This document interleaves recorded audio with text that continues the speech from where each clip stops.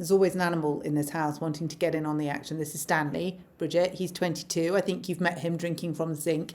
He wants to join in with my conversation with you. He's actually sort of like a therapy animal, and it's quite timely that he's here because I'm wondering whether you could do with a therapy animal. Somebody that you can just spend a bit of time with, let your blood pressure come down, because yesterday's performance in Parliament was worrying. It was quite scary. You're in fight or flight. You're so aggressive. If you're challenged on anything, you are unable to answer the specific question, and all you do is,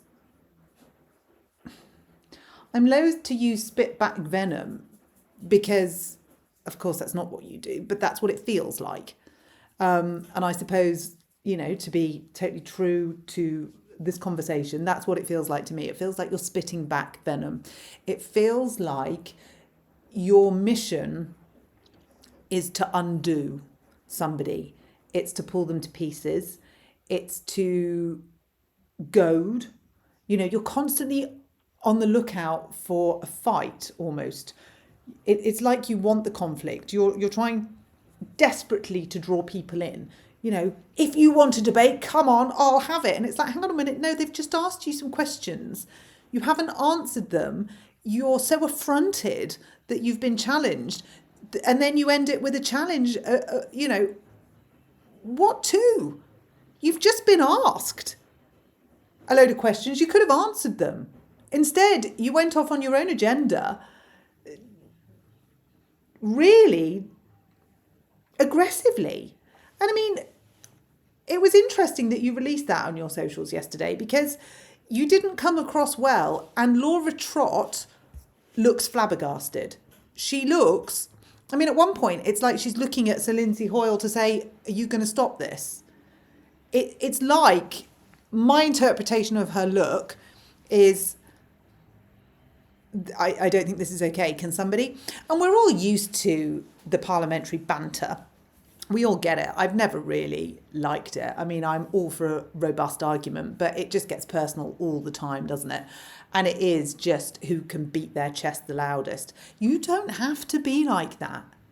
You don't have to sink to those levels.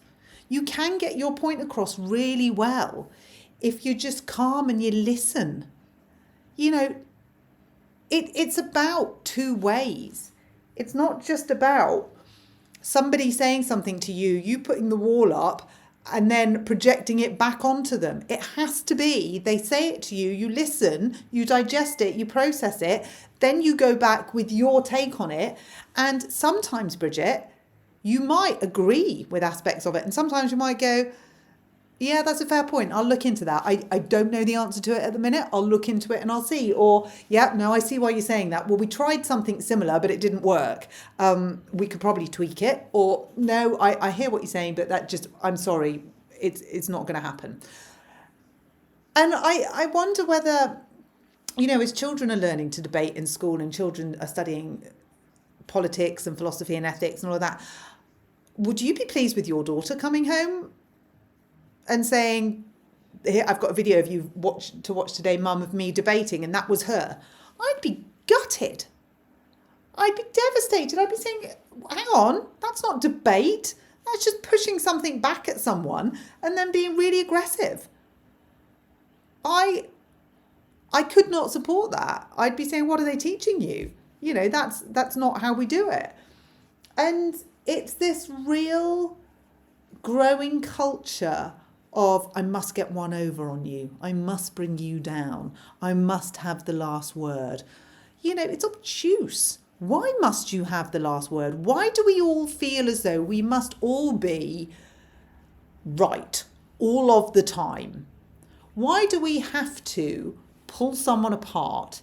Why do we have to make someone feel insignificant, push them into the ground, get one over on them?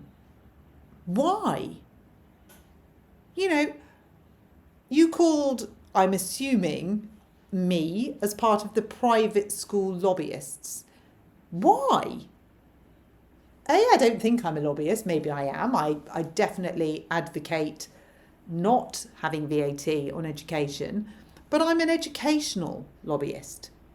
I'm lobbying for a better quality of education for all children, and that is state and private. I am fighting for the rights of all children. I'm doing it in a very different way to you. I think the money is out there to invest in state. I think the expertise is out there to invest in state. I think there's a think tank of people out there who have got a wealth of knowledge that is not being tapped into, or is being tapped into and then given back because it's not your knowledge. But I think we've got all the resources we need. But it's not about that, is it? It's about you being right. It's about you proving your point. And I've said it before, pull the pin, throw the grenade and walk away. And yesterday's display in Parliament made me sad, actually.